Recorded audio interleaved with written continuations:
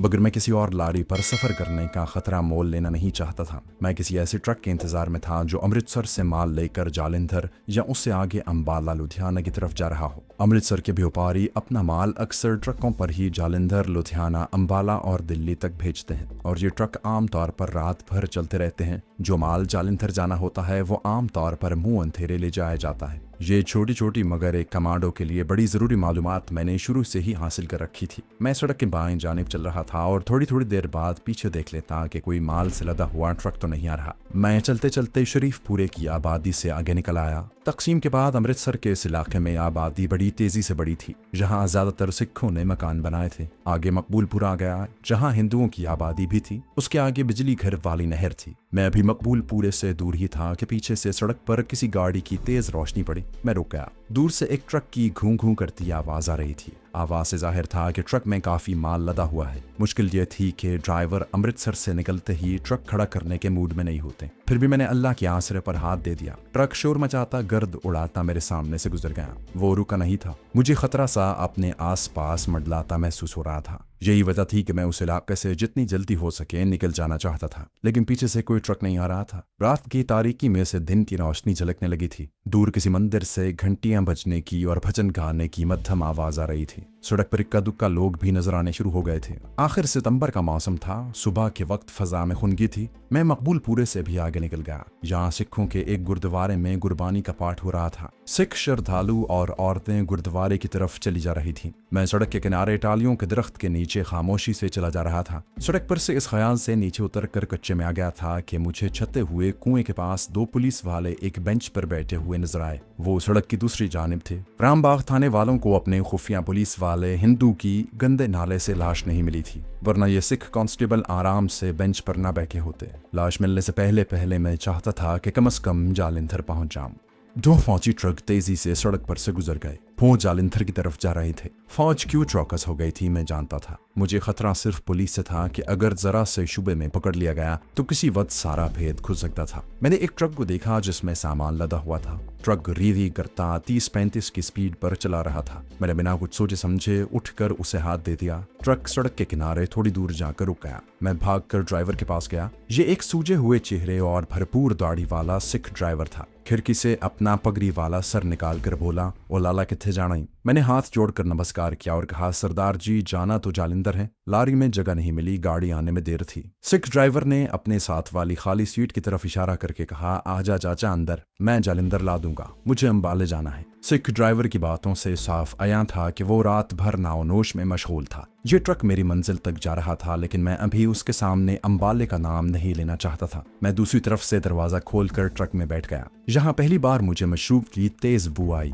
Sikh driver ने gear बदला और ट्रक सड़क पर चलने लगा। अब उसने मुझसे बातें शुरू कर दी। वो ठेठ पंजाबी में बातें कर रहा था। मैं भी पंजाबी जबान ही बोल रहा था। किसी वक्त ये सिख ड्राइवर अचानक उर्दू बोलनी शुरू कर देता। उसकी उर्दू अंबाले की थी। शायद ये अंबाले का असर था। पंजाब में सिखों की खालिस्तान की तहरीक शुरू हो चुकी थी और सिखों में काफी जोशो खरोश पाया जा रहा था। ये तहरीक अपने इब्तदाई मराहिल में थी और सिख लीडरों के सिर्फ बयानात तक ही महदूद थी। मुझे ये परेशानी लगी थी कि सिख ड्राइवर नशे में है, कहीं किसी सामने से आती लारी से टक्कर न मार दे। लेकिन मैंने देखा कि वो ड्राइविंग बड़ी महारत से कर रहा था। मैं बातें तो ड्राइवर से कर रहा था, लेकिन मेरा ध्यान पीछे से आने वाली हर गाड़ी पर लगा था। हम अमृतसर से काफी दूर निकल आए थे। इस दौरान एक फौजी जीप और दो लारियां हमें पीछे छोड़कर निकल चुकी थी। फौजी जीप में मिलिट्री पुलिस देखकर मैंने अपना चेहरा खिड़की से अंदर कर लिया था। रास्ते में ट्रक एक जगह रोककर सिख ड्राइवर ने चाय पी और मुझे भी जबरदस्ती पिलाई। मैं ट्रक से नीचे नहीं उतरना चाहता था, मगर सिख ड्राइवर मुझे जबरदस्ती उतार कर अपने साथ चाय की दुकान पर ले गया और हमने लकड़ी के बेंच पर बैठकर चाय पी। वो मुसलसल बातें किए जा रहा था। मेरी तेज नजर ने देख लिया था कि वहाँ पुलिस का कोई संतरी नहीं था।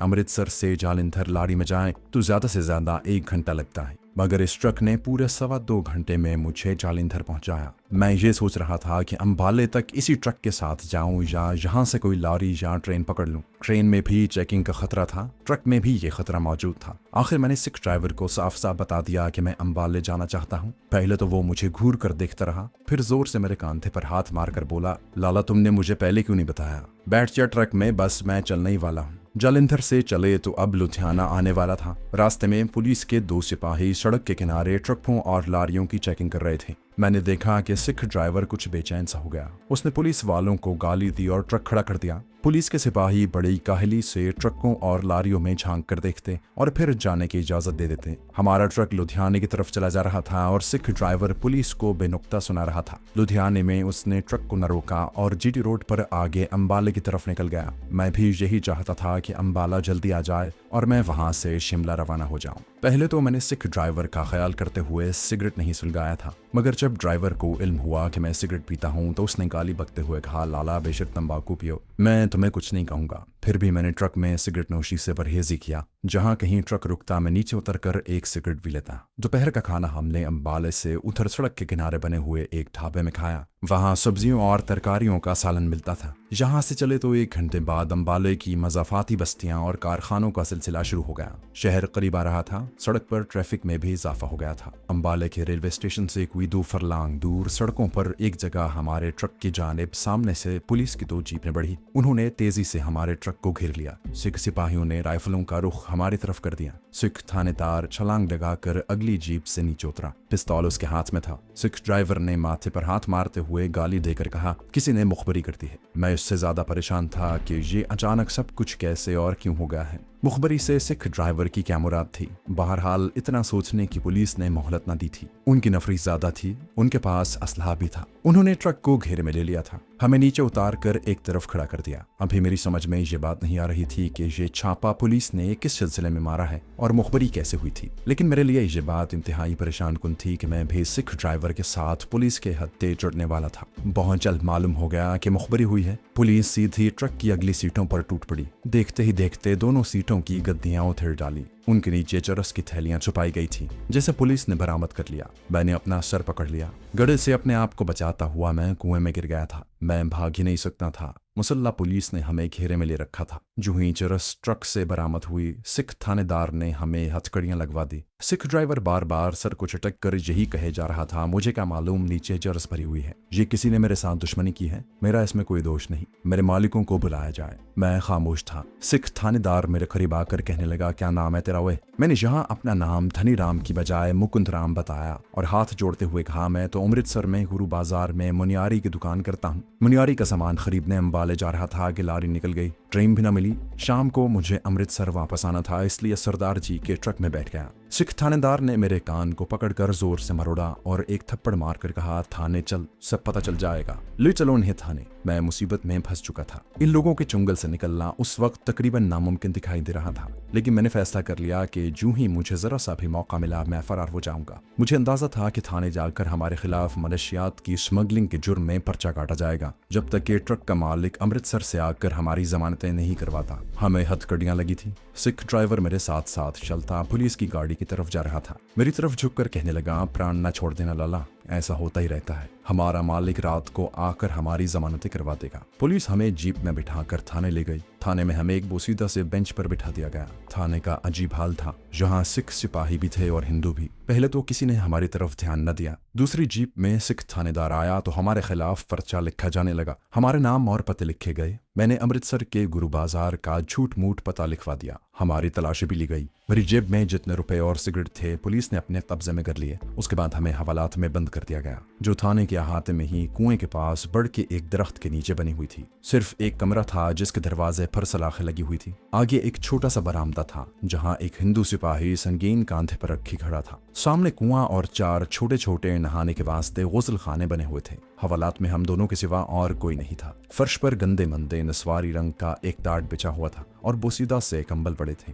हम दोनों दीवार के साथ टेक लगाकर बैठ गए। मेरा जहन वहां से फरार होने की तरकीबों पर गौर कर रहा था। सिख ड्राइवर पुलिस और मुखबर को गालियां बक रहा था। फिर वो टाट पर ही लेट गया और थोड़ी देर बाद उसके खर्राटे गूंजने लगे। थोड़ी देर पहले मैं बड़े मजे से अंबाले की तरफ चला जा रहा था और वहां से शिमला जाने का प्रोग्राम बना रहा था, और अब अंबाला शहर के एक थाने के हवालात में पड़ा हुआ था। मेरे लिए जहां 2-1 दिन से जायद रहना किसी हालत में भी ठीक नहीं था। अभी तक जहां थाने में किसी को मेरी असली हैसियत का इल्म नहीं हुआ था, वो मुझे स्मगलरों का साथी ही समझ रहे थे। हो सकता है कि सिख थानेदार को मेरी बेगुनाही का भी एहसास हो, मगर जब तक अमृतसर शहर से ट्रक का मालिक नहीं आ जाता, हमें इस हवालात से कोई बाहर नहीं निकलवा सकता था। सिख ड्राइवर ने मुझे यकीन दिलाया था कि ट्रक का मालिक बड़ा असर और रसूख वाला है और वो रिश्वत देकर भी हमारी जमानतें करवा देगा। स्मगलिंग तो होती रहती है, मगर नशा आवर चीजों की स्मगलिंग के बारे में भारतीय हुकूमत भी बेहद हसास थी और इस बारे में खुसूसी अहकाम जारी किए गए थे कि चर्स और हेरोइन की स्मगलिंग करने वालों के खिलाफ सख्त इकदाम किए जाएं।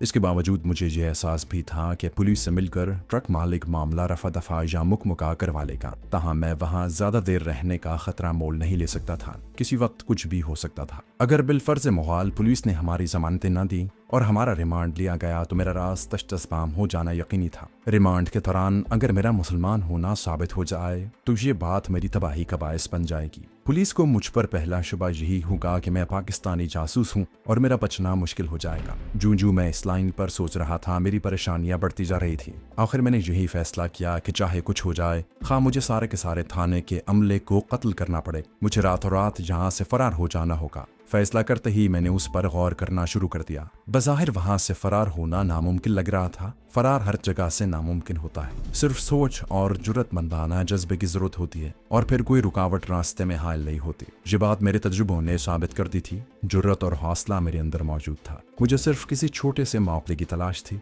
मौका किसी खास सोची समझी स्कीम के तहत ही मिल सकता था। मैंने देख लिया था कि इस हवालात की सलाखों वाले दरवाजे के दरमियान में ताला नहीं लगा हुआ था, बल्कि पहलू में 2 हाथ के फासले पर दीवार के अंदर जाकर लगाया गया था। अगर किसी तरीके से हवालात की चाबी मेरे हाथ में आ ही जाती तो मेरा हाथ सलाखों के बाहर दरवाजे तक नहीं पहुंच सकता था। यह मेरे फरार के रास्ते की सबसे बड़ी रुकावट थी, जिसे दूर करना मेरे बस में नहीं था। पहरे पर खड़े हिंदू सिपाही और उसकी संगीन वाली बंदूक से किसी भी वक्त निजात हासिल कर सकता था। मैं उससे रात के वक्त चाबी भी छीन सकता था, मगर इसका कोई फायदा नहीं था, क्योंकि मैं हवालात का दरवाजा फिर भी नहीं खोल सकता था। कोई मुतबादिल तरकीब मेरे जहन में उस वक्त नहीं आ रही थी। इतने में सिख ड्राइवर की आंख खुल गई। उसने पगड़ी खोलकर सर पर दोबारा बांधते हुए बाहर खड़े संतरी से कहा, महाराज कोई चाय की एक आध प्याली मंगवा दो, मेरे पास माल है। सिख ड्राइवर ने कपड़ों की एक खुफिया जगह से 10 रुपए का एक नोट निकाल कर बाहर खड़े संतरी को दिखाया। संतरी करीब आ गया। ड्राइवर ने नोट सलाखों से बाहर खिसका दिया, जिसे संतरी ने उठाकर जेब में डाल लिया और कहा, आ जाती है चाय, मड़े को जाते हो।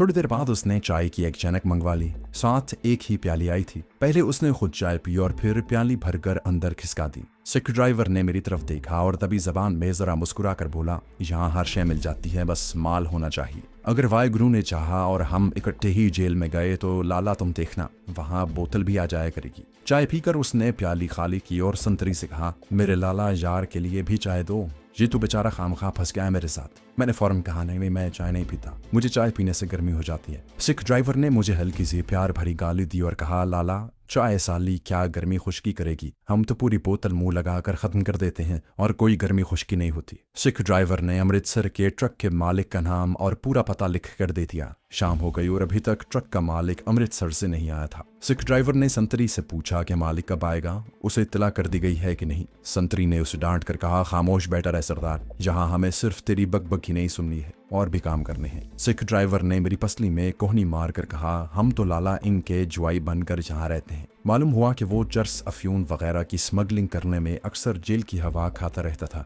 जहाँ से उसका स्मगलर मालिक छुड़ा कर ले आता था। और अगर उसे 6-7 माह की कैद भी हो जाती थी तो मालिक उसके बाल बच्चों को बाकायदा महीना देता था। मुझे ये सूरत हाल किसी सूरत भी गवार नहीं थी। रात को हमें बहुत ही गंदा सा खाना दिया गया। खाना क्या था, बस मिट्टी का ढोंगा बदजायका दाल से भरा हुआ था। 2 जली हुई रोटियां साथ थी। मैंने बहरहाल एक रोटी जहर मार की। रात को हवालात में मच्छरों ने जलगार कर दी। जिस्म खुजा खुजा कर बुरा हाल था। मैं उठकर हवालात में टहलने लगा। इस पर संतरी ने डांट कर बैठने का हुक्म दिया। मैंने सिख ड्राइवर से कहा, यहाँ जेल तोड़कर भागने के बारे में तुम्हारा क्या ख्याल है महाराज। सिख ड्राइवर ने चौंक कर मेरी तरफ देखा, लाला तुम दाल खाने वाले किराड़ हो, क्या तुम में इतनी जरूरत है कि जेल तोड़कर भाग जाओ, वैसे देखने में तुम बॉडी बिल्डर लगते हो। मैंने आहिस्ता से कहा, महाराज बात यह है कि मैं एक इज्जतदार आदमी हूँ, मेरे छोटे छोटे बच्चे हैं, अगर सजा हो गई तो सारे जीवन के लिए मुझ पर दाग लग जाएगा, मेरी बड़ी बदनामी होगी। सिख ड्राइवर बोला, ओए लाले तो क्या जेल तोड़कर भागने से तेरी बदनामी नहीं होगी, क्या फिर पुलिस तेरे बाल बच्चों को परेशान नहीं करेगी। अब तो फिर भी हम तेरी जमानत करवा लेंगे, लेकिन अगर तूने यहाँ से फरार होने की कोशिश की तो तुझ पर एक और मुकदमा बन जाएगा